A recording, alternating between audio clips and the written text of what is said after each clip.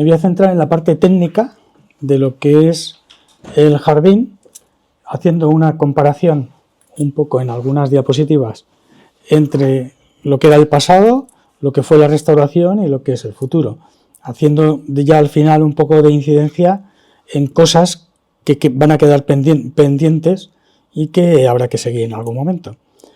En realidad yo me jubilo el año que viene, así que es un poco dar las notas de cómo se debería de seguir. Antes que nada, habéis oído hablar en la prensa últimamente, en los 2 últimos años, de los beneficios ecosistémicos que nos dan los árboles. Uno de ellos, y el más importante, es el relax y lo que afecta al cerebro en cuanto a tranquilidad. Eso no quita que no se deban abrazar los árboles, que está de moda, pero que es perjudicial para el árbol. Entonces, esa es la glorieta de los tilos, un espacio único en el jardín que normalmente en otoño, desde que Gonzalo era director, no barremos en determinadas zonas para realzar que el jardín sea un jardín de los sentidos. Un jardín de los sentidos en los que no solo trabaje la vista, sino también el sonido, al romper al andar las hojas, que están bastante secas, deshidratadas, el olor de la fermentación de las hojas y, por supuesto, el cromatismo, tanto en la parte aérea como en el suelo. Bueno, lo más importante a la hora de trabajar en un jardín histórico es tener en cuenta, aunque no es obligatorio, pues la Carta de Venecia, la Carta de Florencia y, ahora que somos Patrimonio de la Humanidad, pues determinadas, digamos, directrices que marca la UNESCO respecto a lo que tiene que ser y cómo se tiene que conservar. Todo esto, nada de esto es obligatorio, pero sí puedes arguir, sobre todo en los proyectos técnicos que vayan a actuar sobre un jardín histórico, ponerlo por delante y que lo deban cumplir. La primera que salió fue la de Venecia, de monumentos, en los cuales el Ministerio de Cultura hace ya bastantes años incluyó dentro de esos monumentos, no tiene nada que ver con la Carta de Venecia, pero incluyó paisajes naturales. Y astutamente algunos arbolistas y algunas diputaciones de España han tratado de meter y han metido dentro de esos monumentos naturales árboles singulares. De tal forma que con tesón se puede conseguir que algún árbol sea metido como monumento natural y entonces es intocable. O sea, nadie le puede hacer ni se puede acercar porque se le pone una cerca para que no se acerquen, no pisoteen ni compacten el suelo. Entonces, eso es una forma de tratar de proteger algunas arboledas y sobre todo algunos árboles singulares. Bueno, he señalado 2 artículos nada más. La conservación y restauración de monumentos tiende a la salvaguarda tanto de la obra como del testimonio histórico. Luego es importante la historia del jardín, que fue lo que contó el otro día Marite, aunque yo la verdad es que no estuve. Y realmente lo importante para nosotros es la Carta de Florencia, porque la Carta de Florencia va directamente hacia los jardines históricos, a cómo debemos conservarlos y, lo que es más importante, es cómo debemos restaurarlos y rehabilitarlos. El artículo 4 es el fundamental. Con el artículo 4 se pueden parar muchas obras y cosas y actuaciones que se hacen en algunos jardines. Sin ir más lejos, por ejemplo, en el Retiro hay una pista, hay un campo de fútbol y unas canchas de tenis que en un jardín histórico pues no debieran estar. En aquel momento, cuando se hicieron, no existía la Carta de Florencia todavía, pero en aquella época se usó el Retiro, que era un BIC, era un jardín histórico pleno, como jardín de barrio. Como no había en el barrio de Retiro, no hay zonas verdes, pues decidieron que el Retiro podía ser una de esas zonas verdes. Y después, a la hora de plantearnos la conservación, es importante conocer el pasado. Del pasado podemos aprender cosas que se hicieron mal o que no se debieron hacer de aquella manera, y a la vez cosas que se han hecho acertadamente, no repetirlas, pero sí poder mejorarlas con los conocimientos y sobre todo con la técnica que estamos teniendo cada día más amplia. En el caso de la arboricultura, siempre estamos aprendiendo, siempre surgen cosas nuevas, y en el aspecto de lucha biológica lo mismo. Son 2 áreas de la jardinería que están prácticamente avanzando constantemente.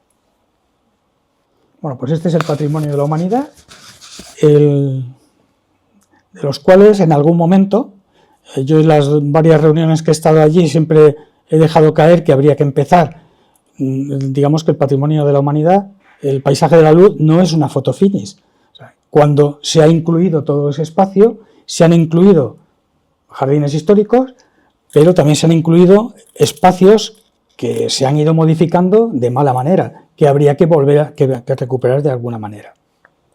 Entonces el planteamiento debiera ser que técnicamente se trabajase igual en todo el patrimonio, no que el jardín botánico trabaje de una forma, el Parque del Retiro de otra y las calles del ayuntamiento trabaje de otra manera. Entonces todo eso debiera estar unificado técnicamente. Esto es el apartado de la UNESCO que habla de la conservación de espacios naturales, que es lo que me interesa a mí, de espacios naturales dentro del patrimonio de la humanidad. Entonces, es el Estado el que tiene que crear una legislación para proteger esos espacios y mejorarlos técnica y científicamente, dice. Esto es el caso contrario de lo que hemos estado viendo, de la Carta de Venecia, de Florencia y de Patrimonio de la Humanidad. Eso es, en el Jardines de Jimena Quirós, que es Patrimonio de la Humanidad. O sea, aunque sean árboles jóvenes, no deja de ser un paisaje natural que deberíamos conservar. Bueno, aquí recalca todo lo que tiene que hacer, lo que recomienda la UNESCO a los ministerios de Cultura para que introduzcan una legislación concreta de defensa.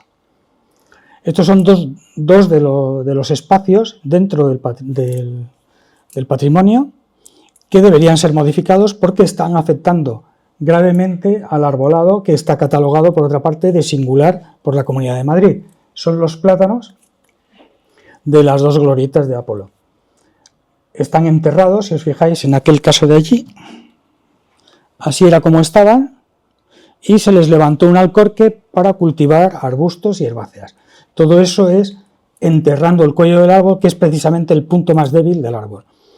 Un día se partirá uno de los 4 que hay allí y se verá que está con pudrición. Pero eso porque no se ha podido ver, no se ha podido hacer una evaluación visual del estado de esos árboles. Esto ya son palabras mayores. Esto es el Paseo del Prado, desde Cibeles a Atocha, donde tenemos todo eso que estáis viendo ahí, cuando un único plátano de paseo es capaz de ocupar todo el bulevar. Entonces, hay un exceso de árboles que en algún momento habrá que plantearse, sobre todo cuando empiecen a envejecer y a morir, cómo se replantea esa alineación. Porque Antonio Pons, encargado por Florida Blanca de hacer unos libros de viajes por España, escribió cuando se acercó al Paseo del Prado eso que estáis viendo ahí. Estamos hablando de 1785. Y ya los olmos, en aquella época eran olmos, estaban podados como patas de araña. Varios siglos después estamos viendo lo mismo. La araña del Guggenheim, estamos exactamente en lo mismo. O sea, no se ha mejorado técnicamente, sí, los técnicos, los biólogos tenemos más conocimiento de lo que es el árbol y cómo funciona, pero ahí se acaba la cosa porque después no pasa a la calle.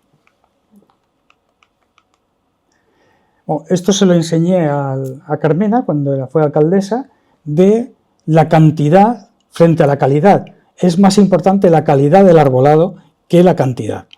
O sea, no deberíamos hablar, y menos los políticos, voy a plantar 10.000 árboles, sino voy a cubrir de hojas el 10% de vuestro barrio o el 10% de la ciudad, porque son hojas realmente los que nos dan beneficios, no las ramas ni los troncos. O sea, son las hojas las que retienen la contaminación, aportan oxígeno y retienen CO2. Entonces, ahí veis dos importantes plátanos que son jóvenes todavía, separados 25 metros uno de otro, y a los 40 años están empezando a rozarse. Imaginar lo que hacen estos cada 4 metros. Esto pasa lo mismo, esto es en la plaza de Neptuno, solo se ven troncos y realmente toda esta masa verde que se ve desde Google, con 3 árboles la habríamos conseguido igual. Menos mantenimiento, menos árboles que se han comprado, menos hoyos de plantación y desde luego cada 15 o 20 años que van ahí a podar porque no caben los árboles, también económicamente más rentable. En las zonas históricas, en lo que son los BI, se debiera tener un pliego de condiciones de cómo tienen que realizarse las plantaciones. Imaginar, me han dicho, esta imagen la pongo a veces, en una conferencia que di para el IPCE, me dijeron que ya habían quitado los cipreses. Imaginar el futuro de esta vista de la Alhambra cuando estos cipreses que son ahora jóvenes crezcan y la van a tapar. Entonces, con un pliego de condiciones de cómo se tienen que hacer las plantaciones en determinados sitios, pasaré. Igual pasa en este caso de aquí, donde estos cedros terminarán tapando la vista del edificio de Villanueva y del Museo del Prado.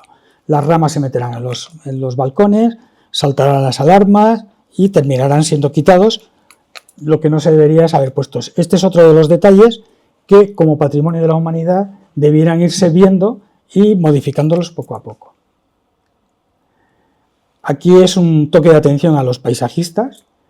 Si representan los árboles así, realmente esto es lo que debieran representar, porque eso es el futuro. O sea, no existe árboles de calle de 4 metros porque te darían las ramas en los ojos. Y metiéndonos un poco en el jardín, aquí tenemos a Antonio Regueiro, que imagino, a ver qué pasa aquí, imagino su sorpresa cuando se encontró todo el arbolado del jardín terciado, se le hizo un terciado en el año 75, o la famosa pérgola de metacrilato, que digamos fue el punto de inflexión para el inicio de la restauración del jardín. Los caminos, el terciado y la pérgola. Pues esto era lo que había en el año 75, el jardín completamente abandonado, toda una pradera continua, pradera natural, con fontines que aparecían en determinados sitios. Y esto es una vista actual que la hice ayer. Está aquí el cedro, que es este de aquí, y aquí está el Celtis caucásica, que es este mismo de aquí. Esta es la zona de la Rocalla, donde se decidió poner unos baños públicos, que con la restauración se demolieron y todavía siguen apareciendo cuando hacemos alguna operación de trabajo, algún trozo de ladrillo o cascote. Y esto es como está ahora con la charca y el mirador de la charca.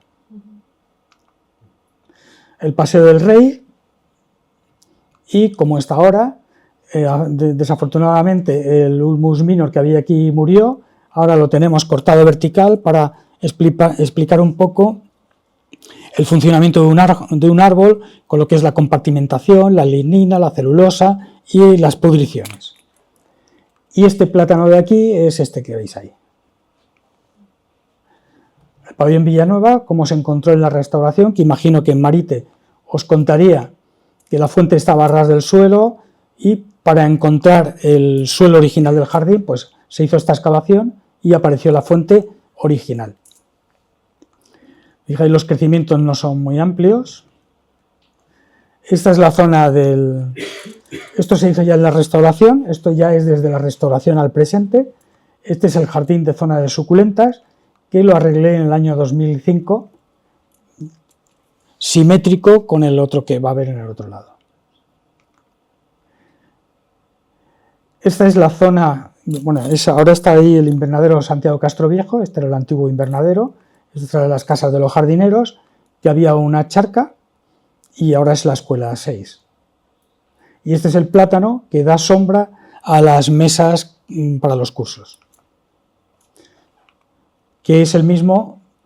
Bueno, este es el ya grande, es el mismo aquí pequeño, que si os fijáis, cuando se hizo la restauración, se le quitó tierra, entonces tiene un problema de riesgo de vuelco en algún momento. Entonces, cada 5 o cada 6 años se le hace un estudio del riesgo de vuelco que puede tener.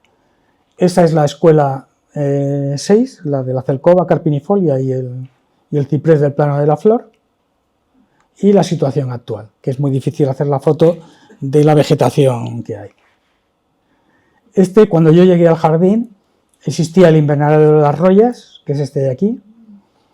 El invernadero de las Rollas se llama de las Rollas porque los americanos, para mandar el hongo de la roya fuera de su país decidieron que España era un sitio adecuado para hacer la investigación de las rollas del hongo y se hizo este invernadero, que a los 2 o 3 años de estar yo aquí en el jardín se demolió. La zona de suculentas, de cuando se arregló. La zona de palmeras, del presente al futuro, esto es lo que tenemos ahora, y de cara al futuro, pues estamos protegiendo las palmeras de una plaga, la Paisandisia arcon, que es una mariposa de 6 centímetros que hace la puesta en el capitel. Entonces lo que hacemos es impedirle que pueda hacer la puesta. Gracias a las fotos descubrimos y denunciamos a la Abogacía del Estado que este señor abrió aquí una ventana, lo cual nos impediría en un futuro hacer un invernadero de a lo mejor de 12 metros de altura. Ya cuando se hizo el invernadero de Santiago Castroviejo, las obras estuvieron paralizadas un año. Yo entré en el jardín de funcionario, mi plaza era plantas exóticas en invernadero. O sea, y mi trabajo fue el invernadero durante varios años, hasta que nadie se dedicaba a los árboles y empecé a dedicarme a los árboles. Entonces, cuando se hizo esta obra, esta era la altura antigua del invernadero que había antes cuando se tiró, y se levantó 1,5 metros. Entonces nos denunciaron y estuvo parada la obra durante 8 meses o casi un año. Al final ganamos el juicio porque realmente nosotros podemos levantar la misma altura que tienen ellos allí, porque el invernadero no está en BIC, no es una superficie BIC 1. Cuando se hizo el plan de gestión del jardín, en el año 2010-2011, hicieron esto BIC categoría 1 ya, que no lo estaba, ahora está protegido el invernadero de Las Palmas, y no ignoro el motivo, pero protegieron también como BIC 1 el invernadero de Santiago Castroviejo, que no se podía hacer porque tenía menos de 25 años cuando ocurrió aquello. De cara al futuro, pues evitar detalles y trabajos que no se debieron hacer en su momento. Esta era la palmera, el Phoenix canariensis, que hay justo delante del salón de actos, donde venís, que antes estaba, aquí está el estanque, estaba presidiendo el estanque. Entonces, como se ganó el proyecto de la terraza de los bonsáis, no se tuvo en cuenta que existían árboles, como existía esta palmera, y por aquí, si veis, hay cipreses, había una alineación de cipreses. Entonces, tuvimos que trasplantar la palmera, porque el diseño de la escalera que hay ahora aquí la palmera rompía el diseño de la escalera. Entonces la tuvimos que trasladar, que son todas estas diapositivas de aquí. Trajimos a unos valencianos para que no se nos muriese y la trajimos a donde está ahora. Entonces, esto es lo que se debiera evitar con pliegos de condiciones. Cuando alguien va a actuar en un jardín histórico artístico, lo primero es: estas son las condiciones del jardín, estas son las condiciones de un jardín histórico, y tienes que pasar por hacer todo lo que se está diciendo en este pliego. Bueno, se han modificado algunas cosas posteriormente de la traza del jardín, como son estos bojes. El paseo de los olivos se entregó así. No existen olivos en césped. Los olivos están en zonas bastante secas y rústicas, y cuando se entregó la obra retiramos el césped y pusimos lo que veis hoy día. Bueno, lo que tenemos que conservar como conservadores del jardín es el jardín, la traza del jardín histórico y a la vez que es un jardín botánico. Entonces, esto es lo que conocemos del jardín, el plano de Gutiérrez de Salamanca de 1786, donde el parecido con el jardín actual y con la restauración que se hizo en el año 1981 es bastante elocuente. Donde la traza está marcada tanto por el camino como por el seto. El seto, que no se sabe de qué era, pero que la restauración que se hizo en 1981 se hizo de boj. Posiblemente fuese de boj porque los jardines neoclásicos era el material vegetal que se usaba para seto bajo. Aquí se ve claramente. Y también que veáis que el arbolado del jardín se planteó en alineación, acompañando a los caminos, no dentro de las figuras. Bueno, nuestro trabajo es conservar. Es fundamental el uso de pliegos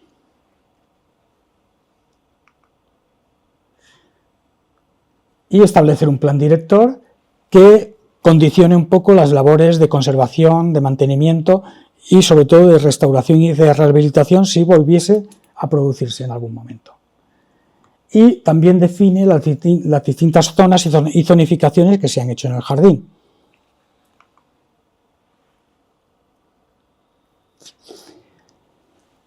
Cuando se hizo la restauración del jardín, pues aquí existían estos castaños de Indias que se han quedado como estaban, pero realmente están formando un óvalo, no un semicírculo como debería ser en la plaza. Pero para no tocar el arbolado, se hizo un trabajo muy respetuoso, bastante respetuoso con el arbolado, pues se quedaron así, formando un óvalo en vez de un círculo. Esto es lo que os decía antes de los fontines por mitad del jardín, los que había, porque muchos se hicieron nuevos. Lo primero es hacer un inventario, ese inventario que se hizo en su momento en el año 75 del arbolado y de los arbustos del jardín, pues se va actualizando periódicamente en la base de datos. Entonces, eso es importante porque es la historia de las especies que ha habido en el jardín y que podría seguir habiendo o no. En determinado momento se puede tratar de buscar especies que desaparecieron y volverlas a plantar en el jardín. En el caso del arbolado, pues todos los árboles tienen un estudio estructural del árbol y de su vitalidad para tener un seguimiento con ellos. Y después está la zonificación. La zonificación del jardín, que en este caso que os he puesto, es por iluminación. Uno de los problemas que tiene el jardín es la luz. Parece mentira que en España el problema sea que nos falta luz. Pues en el jardín botánico nos falta luz. Hay gran número de árboles, o sea, no es que esté diciendo que haya que talar árboles, pero sí que hay un gran número de árboles que proyectan mucha sombra sobre el jardín. Entonces, hay una serie de zonas que necesitan sol, como es la entrada con la flor de temporada, la rosaleda, la huerta y la rocalla. En muchos momentos la rocalla da pena verla porque, bueno, además está diseñada hacia el norte, con lo cual el sol que le llega es todavía menor. Y igualmente las zonas de sombra. La zona del cuadro de las acidófilas y la zona de los helechos. Entonces, las nuevas plantaciones de árboles, según el plan director, tienen que ir encaminadas a que en las zonas de zonificación de sol se proyecte la menor cantidad de sol en esos sitios. Con lo cual los árboles deberían ser de porte pequeño o mediano y de estructura piramidal, fastigiada, pero nunca oval o circular, que proyectarán demasiada sombra sobre las zonas. Esto es un caso. Conforme se van muriendo los árboles, pues no se plantan grandes árboles para que podamos tener en esa zona sol. Igualmente, la zona de la huerta, en algunas zonas está penosa porque, claro, necesita sol y lo único que hay en esos espacios es sombra. Lo mismo pasa con alguna zona de la rosaleda, que apenas hay rosales porque no tienen sol suficiente. El problema es que determinado el oidio, al encontrarse ese rosal en una zona de sombra, va a tener oidio ese rosal y lo va a transmitir a otros que están en otro lugar. Después estaría el plan de gestión, conocer los medios humanos que tenemos, los medios económicos y plantearnos un plan de gestión, pero respecto a cuánto tenemos de personas y a cuánto dinero vamos a tener. Esto lo voy a pasar rápido, que está aquí la directora. Entonces, el personal que tenemos ahora es laboral y funcionario. Funcionarios son los técnicos y no existe funcionario de personal jardinero. Todo esta es la lista de jardineros que había hace 5 años. Este es el estado en el que se encuentran ahora, prejubilados, que se han ido, y esto es lo que va a quedar para el 2025. Entonces, necesitamos medios humanos. Entonces, plantearnos un plan de gestión con unas pretensiones enormes sin tener medio humano es difícil. Medios económicos, no estamos mal. Contratos externos, ahora hay una contrata de jardinería de 10 jardineros y de poda con 3 podadores. Desde luego el jardín no es el camarote de los hermanos Marx. Respecto a los medios económicos, pues está la asignación de presupuesto del CSIC, que es buena, y después tenemos las entradas al jardín y los eventos que dejan dinero, que debiera ver qué parte es la que entra al jardín. Entonces, estos son distintos eventos bastante complicados, porque igualmente hace falta un protocolo para controlar a la gente que viene a un evento al jardín. Bueno, carpas que necesitan que se quite una rama, no se le quita, para eso ahí está el protocolo, no se va a podar ninguna rama, no se va a herir ninguna rama, no se va a tapar ninguna rama que pueda afectarle porque no le llegue el sol. Y este es el plan de gestión que estamos trabajando Beatriz y yo. En morado está todo lo que necesita actualizarse y mejorarse un poco, con todos los trabajos, todas las plantas del jardín y todos los trabajos que conllevan y la época en la que hay que actuar sobre ellos. Ya después, cuando se vea cómo va eso, se dará cuenta que con lo que hemos visto antes de personal no llegamos. Después están las infraestructuras, que va a quedar pendiente, no creo que se haga en varios años, la mejora del sistema de riego. El riego del jardín en el año 2009 se restauró todo el anillo perimetral del jardín y se hizo el riego de la terraza superior, la del plano de la flor. Falta por hacer todo el riego de la terraza de las escuelas botánicas y de la terraza de los cuadros. Estamos hablando seguramente de 200.000 euros por terraza en el riego. Entonces, ¿eso qué provoca eso? Pues que en verano, que es cuando más se utilizan las tuberías para riego, haya roturas. Entonces hay que arreglarlas rápidamente. Pero bueno, eso pasa en todos los sitios, que haya roturas del sistema de riego. De hecho, uno de los trabajos, si se van a arreglar los caminos, es a la vez actualizar el riego antes para cuando haya dinero para la red de riego, no romper lo que se acaba de arreglar. Esto es el anillo perimetral que se hizo.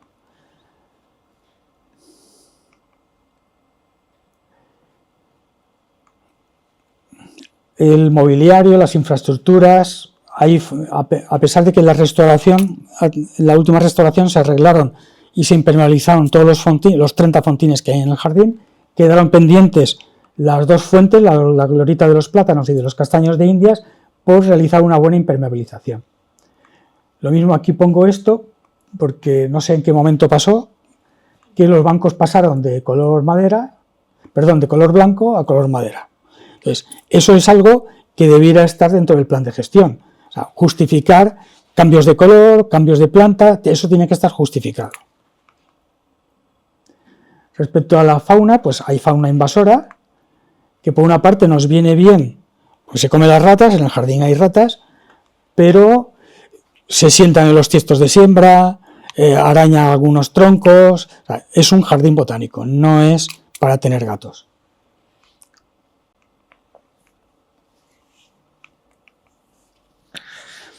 Y después otro tipo de fauna que, a raíz de la entrada del mosquito del Nilo en Andalucía, yo que soy sevillano, aunque el acento no lo parezca, sí le doy importancia a esa entrada. Entonces nosotros en el jardín tenemos 30, no sé si está puesto ahí, sí, 30 fontines, 2 fuentes, mucha agua, en muchos casos estancada, que a veces se estanca. Entonces eso propicia a los mosquitos.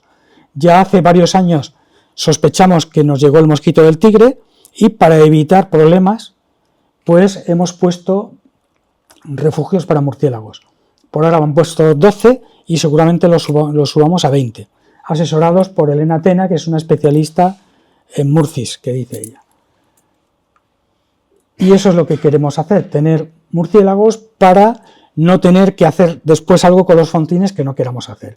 En concreto, cuando apareció el mosquito del tigre, supuestamente, porque no estamos convencidos del todo, tuvimos que echar silicona líquida en todas las láminas de agua para que las larvas no pudiesen salir del estanque, o si salían, que muriesen. Aquí es donde hemos puesto los nidos tienen que estar entre 3 y 5 metros de altura, tienen que ser completamente verticales y orientados hacia agua.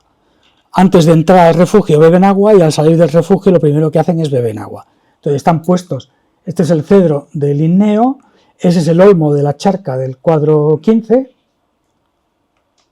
y ahí es donde los hemos ido poniendo.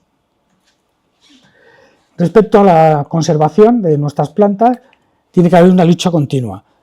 Si os fijáis muchas veces, si venís al jardín a menudo, hay 3 cuadros o 3 escuelas cerradas porque estamos haciendo un tratamiento contra la acidalima, que es una plaga, una oruga que se come las hojas de boj. En algunos casos, si nos descuidamos o ha llovido después del tratamiento, se lava el producto y nos quedamos prácticamente sin hojas en algunos setos. Entonces, eso es algo que hay que estar constantemente con ello. O sea, tenemos que tener medios humanos y medios económicos para poder luchar y conservar los 12 kilómetros que tenemos de seto de boj. Ahora trabajamos con ProJardín y con Agrobio, que es una empresa que se dedica a la lucha biológica. Las plagas actuales son estas 3 de aquí. Las más peligrosas son la acidalima, que afecta al boj, y la Paesaindicia, que afecta a los Trachycarpus, porque la Cameraria, que afecta a los castaños de Indias, es más controlable con fitohormonas. Y a futuro el Rhynchophorus ferrugineus, el picudo, que ya está en Toledo. O sea, es cuestión de tiempo que con el cambio climático que va a haber llegue a Madrid. La ventaja que tenía Madrid antes era que si llegaba algún tipo de picudo en alguna palmera, en invierno moría. Pero a la hora de haber inviernos más cálidos, puede ser que no muera y entonces ya la tengamos aquí. Y después la Xylella fastidiosa, que afecta a muchísimas familias botánicas y que en el momento que llegue aquí al jardín, pues habrá que ver qué hacemos. Porque además nosotros no usamos productos fitosanitarios fuertes, sino que usamos los domésticos, y eso es echar limonada a las plantas casi. Porque es más peligroso los insecticidas que usáis en casa que los que usamos nosotros en el jardín, porque para casa está permitido las piretroides y para jardinería no están permitidos. Después la introducción de nuevas especies, que habrá que ir viendo cómo funciona el aumento de temperatura, la dilatación del verano y los días de calor, las noches cálidas, ver cómo reaccionan determinadas plantas del jardín, determinadas especies, y empezar ya a buscar en viveros autóctonos. No tiene mucho sentido porque meter planta autóctona de la Comunidad de Madrid en el jardín botánico que está dentro de la Comunidad de Madrid, que es las que se van a ver afectadas, es un poco jugar a que se te vaya un 60% de lo que has puesto o más. Y sobre todo vigilar que lo que se vaya a introducir, ¿dónde está puesto? Bueno, no sea ni una planta invasora, ni sea una planta que pueda hibridarse con alguna planta autóctona, como ha pasado con el Quercus rubra en Galicia.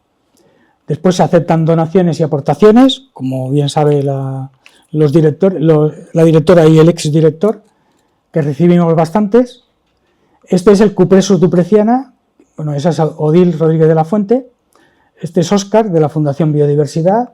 Javier Palacios, un periodista de naturaleza y medio ambiente, y Bernabé Moya, que es un arbolista de árboles singulares. Lo trajeron de Túnez, de los 200 ejemplares que había en Túnez, nos donaron un ejemplar que nosotros hemos multiplicado, tenemos ahora uno en la escuela 1 y este que está en la zona de suculentas del Plano de la Flor. Ahora tiene 4,5 metros de altura. Después estaría el aspecto formación y divulgación, que entra a la parte de cultura científica del jardín, porque hay que formar a la gente. Estos profesores con muy buena voluntad están haciendo plantaciones de árboles, pero plantaciones de árboles que están siendo iniciados con un problema, y es que el cuello del árbol lo están enterrando. Entonces, eso puede generar una pudrición con esa edad del árbol que genere peligros de cara al futuro. Entonces, todo esto es formación y divulgación.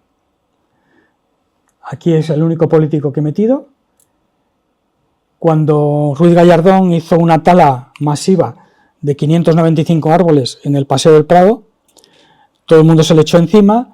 Si os fijáis, si entráis en Google y pincháis tala Paseo del Prado, Ecologistas de Nación hizo una foto de todos los troncos cortados. Fijaros que el 90% están de riesgo, están completamente podridos por dentro, con riesgo de poderse caer o partir. Bueno, en el caso de Carmona, pues hace lo mismo que aquí. entierra el cuello y además está plantando un Ulmus pumila, que es una especie que ya ha matado a 3 personas. Es un árbol bastante, con una estructura bastante mala, que genera cortezas incluidas que terminan partiéndose a futuro, y este además está aquí plantándose con una V con corteza, o sea que digamos que a más peor. Después está la formación de los titulados, está el máster de arboricultura y gestión del bosque urbano de la Complutense de Madrid, o el máster de jardines históricos y servicios ecosistémicos de la infraestructura verde de la Politécnica de Madrid. Todo esto para formar a los técnicos tanto en arboricultura como en jardines históricos e infraestructura verde. Respecto a nuestro jardín, somos uno de los pulmones más importantes que tiene el centro de Madrid. Cumplimos sobradamente la fórmula del 330-300, que ya la Federación Española de Municipios está pensando en aplicarla a todos los municipios. Consiste en que desde tu casa, desde tu ventana, tienes que ver 3 árboles, el 30% de tu barrio tiene que estar cubierto de hojas, tiene que estar verde, y a 300 metros tienes que tener una pequeña zona verde con árboles. Entonces nosotros tenemos el 60% de la superficie del jardín está cubierto por árboles, por sombra, por hojas que nos proyectan sombra, que ya os he dicho que es uno de nuestros problemas. Y desde luego primar la calidad frente a la cantidad. En el jardín botánico, no es problema, pero uno de los temas a modificar es el número de perennifolios que hay respecto a los caducifolios. Habría que incrementarlos un poco. Normalmente en ciudad no se usan perennifolios, sobre todo en ciudad con riesgo de heladas, porque cuando llueve o bien cae el rocío y se forma escarcha, si no le da el sol por la mañana a esa escarcha no se va a derretir. Entonces, poner un perennifolio es un error. También si recordáis de Filomena, todas las calles que tenían perennifolios, de aligustres sobre todo, todas se partieron, porque no había que haber puesto perennifolios dentro de la ciudad. Después está, ya de cara al futuro y a cara al presente, las pérdidas de paisaje natural. Esto era el jardín botánico en la nevada que hubo en el año 2011 y la consecuencia de esta nevada fue esta. Se volcó el cedro del Líbano. Este Ulmus minor que estaba en la entrada del jardín por el paseo del Prado cogió grafiosis y murió, con lo cual ahora el paseo del Rey queda un poco con poca sombra y demasiado sol. Y ahora en la glorieta del Linneo pues se ha muerto un sequoiadendron gigante, un Dermillaria melea, y tratamos de proteger al otro. Problema con el otro, digamos que ya podía haber cogido Armillaria la secuoya y no la otra, porque cuando hemos hecho test de tracción en esa secuoya, existe el riesgo de que en algún momento de su vida vuelque, se nos caiga. Esos test de tracción, se pone un sensor en el cuello del árbol y otro sensor a 4 metros de altura, un día de tormenta fuerte. Entonces, después de la tormenta fuerte, el sensor determina cuáles son las oscilaciones que ha tenido ese árbol y si al terminar la tormenta el láser coincide con el punto.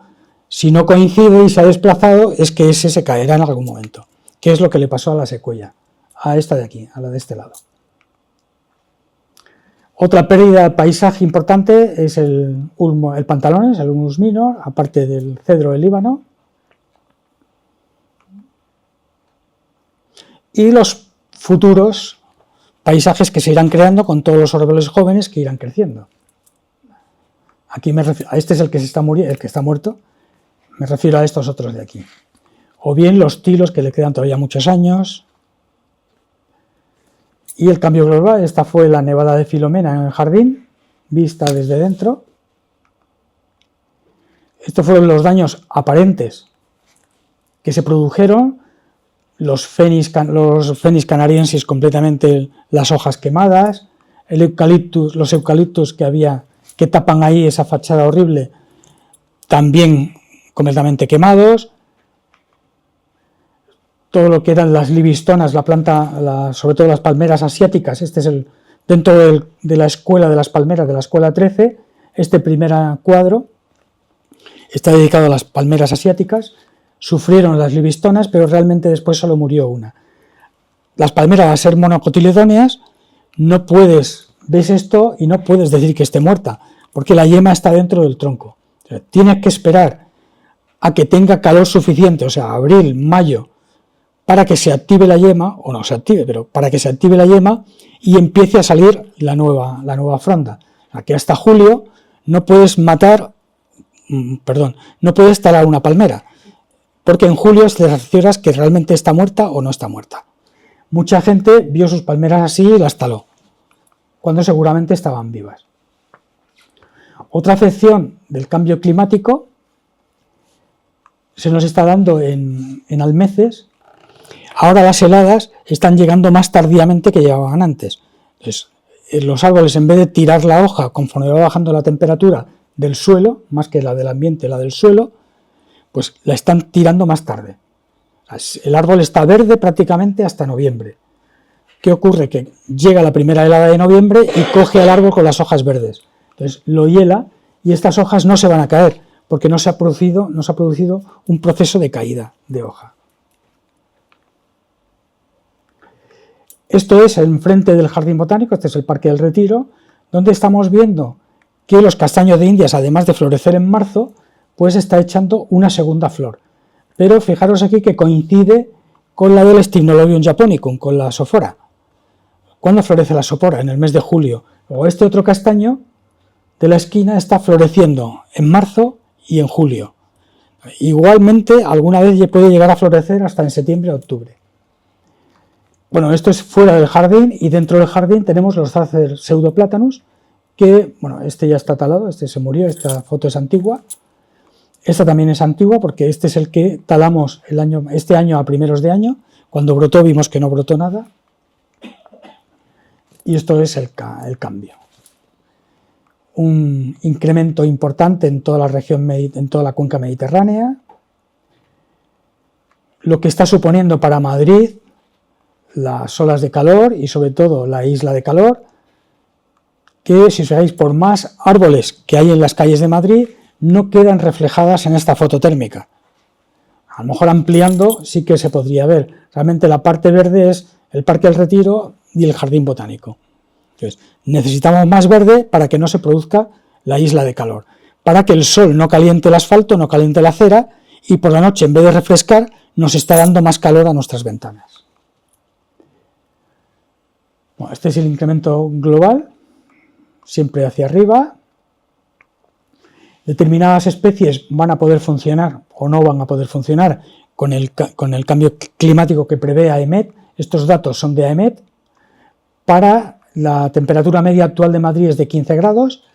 Para 2100, si se ponen medios en la contaminación, se quedará en 17 grados, pero si aquí hace cada uno lo que quiere, pues llegaremos a 19 grados centígrados de temperatura media.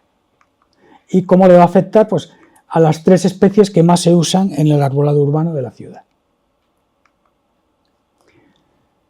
Estos son datos de AEMET, el número de días cálidos va hacia arriba, este es el histórico, esto es si ponemos remedio al CO2 y esto es si cada uno hace lo que quiere.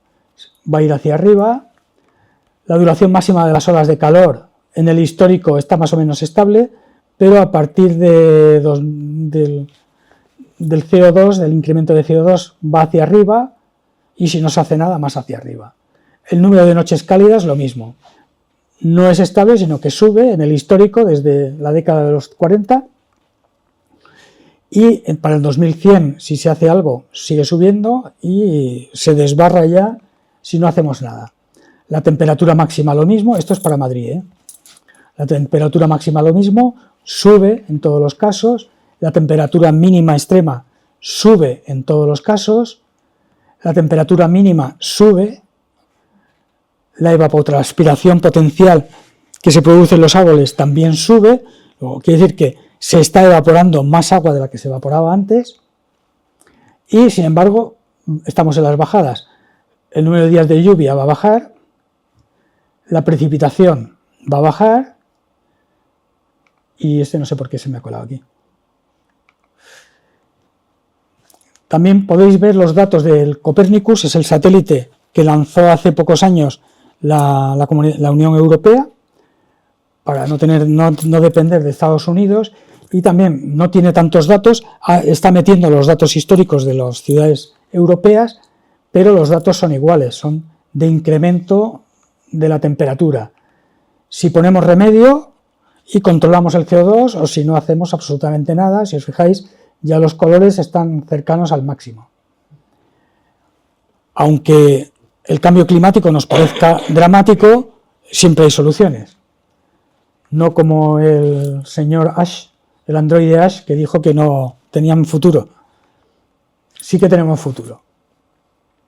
Entonces, a la hora de la conservación, en el jardín botánico, tanto en los concursos, bueno, tenemos un protocolo, en los concursos de jardinería y de arbolado ponemos una serie de condicionantes, que el podador que vaya a venir tenga el European Tree Worker del EAC, de la European Arboriculture Council, o el AGA 348, que es el certificado de profesionalidad que se da en el jardín a los podadores después de estar un año en el jardín. Y en jardinería lo mismo, se solicita experiencia en trabajos de jardinería histórica. Tenemos establecido un pliego de suministro de cómo tienen que venir las plantas al jardín, de dónde tienen que venir los viveros, y bueno, ahora tratamos de hablar con viveros o con viveros españoles que trabajen con viveros de Chile, México y el este de Estados Unidos para introducir nuevas especies de cara a esa climatología, y las plantas que vengan de fuera no serán invasoras ni desde luego hibridables. Tenemos un protocolo de plantación, que es con el que plantamos tanto los árboles como los arbustos. Dentro del protocolo de plantación está dónde no se debe plantar y dónde sí se puede plantar. La secuoya o los Sequoiadendron giganteum y el Cedrus libani del Linneo están sobre una pradera. El sistema radical, ¿dónde van las raíces? Donde hay agua y donde hay nutrientes. Como esto se abona todos los años y se riega casi todos los días en verano, pues ahí están las raíces de los árboles. Cuando hace viento, hay una tormenta, el árbol vuelca. Cuando se hacen mal los riegos, no se separa el riego del arbolado del riego de arbustos o de herbáceas, pues tendremos raíces superficiales que son las que coadyuvarán a que el árbol vuelque un día de tormenta. Así es como hacemos las plantaciones en el jardín. Para que el cepellón no se hunda, se le pone gravilla o arena, hacemos el riego de abajo hacia arriba, no de arriba hacia abajo, y de cara al futuro pues estamos preparando la higuera del emparrado sur para que cruce todo el camino y cree un efecto túnel. La idea para este camino es que cuando pases por delante del pabellón Villanueva no estés viendo los edificios. Entonces, si os fijáis, suele haber árboles con tendencia a tener ramas péndulas para cortar esa visión bastante fea. Trabajos futuros y pendientes. Esto es cuando yo entré en el jardín, había podadores funcionarios. Este era Tomás, al cual le dijimos que podase esta rama con idea de crearle un futuro al Celtis joven, que es este de aquí. Si os fijáis, está completamente desequilibrado porque al no darle el sol no tenía ramas en este lado, y después de hacer esta actuación, pues fijaros que el árbol se ha equilibrado. Este árbol está en el cuadro 4. También con el arbolado tenemos que cambiar criterios según nos esté pasando. Ahora las taquillas funcionan más lentas, los visitantes entran más lentamente, se producen colas y eso nos genera una diana distinta. O sea, nosotros cuando trabajamos con arbolado y riesgo del arbolado, lo primero que tenemos que ver es quién pasa debajo. ¿Pasa alguien? Si no pasa nadie no hacemos nada, pero depende de quién pase debajo. Y eso es lo que llamamos la diana.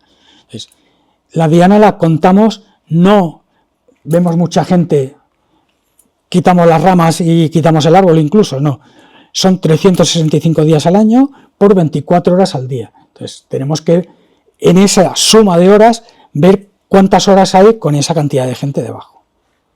Entonces, al ocurrir esto, ha cambiado la diana. No es nuestro problema, afortunadamente, sino que es el del ayuntamiento.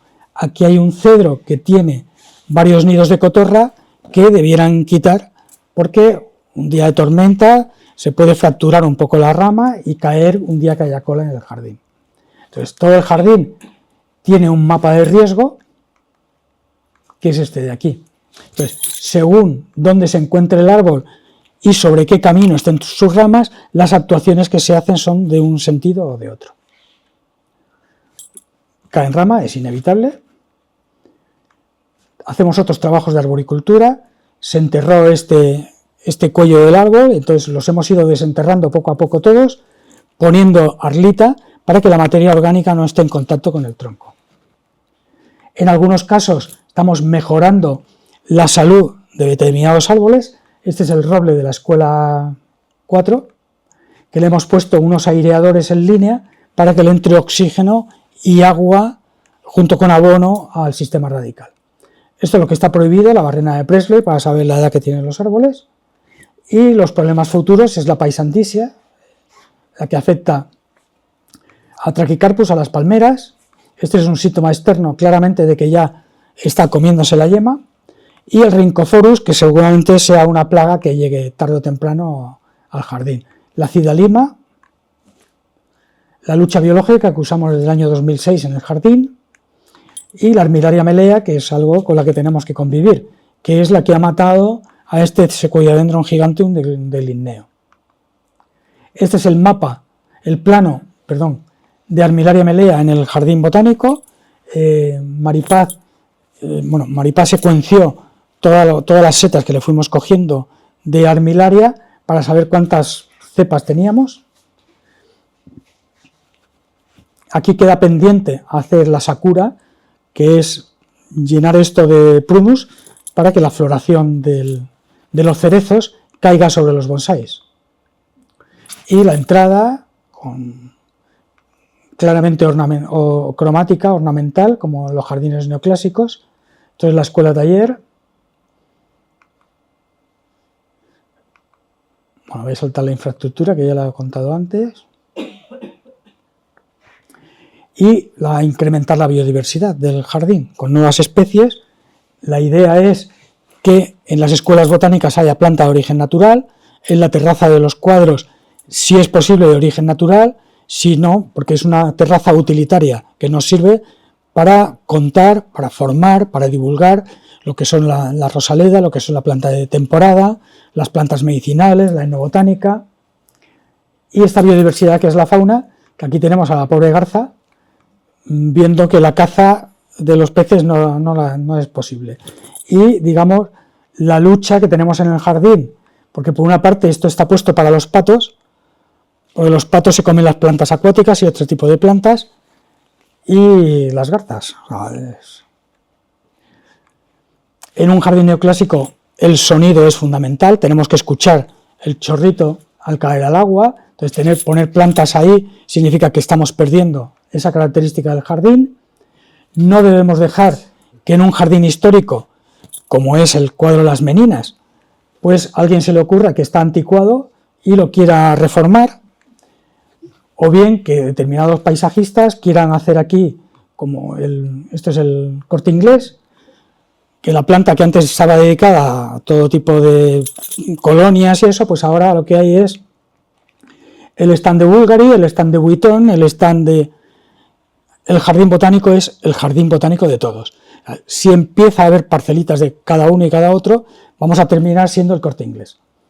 Y evitar con los pliegos y los protocolos que las restauraciones terminen así.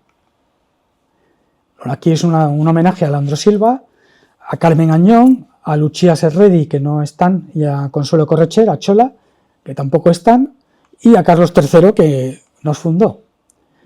Este es el futuro del jardín. Solo van a quedar Beatriz Perlines, que está aquí trabajando la propagación de las plantas acuáticas, y Alex, que está encargado de los bonsáis, y Germán, que es nuestro jardinero mayor. Otra duda que nos queda de cara al futuro es si pondremos o no árbol de Navidad, que siempre tenemos la polémica de no vais a poner árbol, y nada, muchas gracias.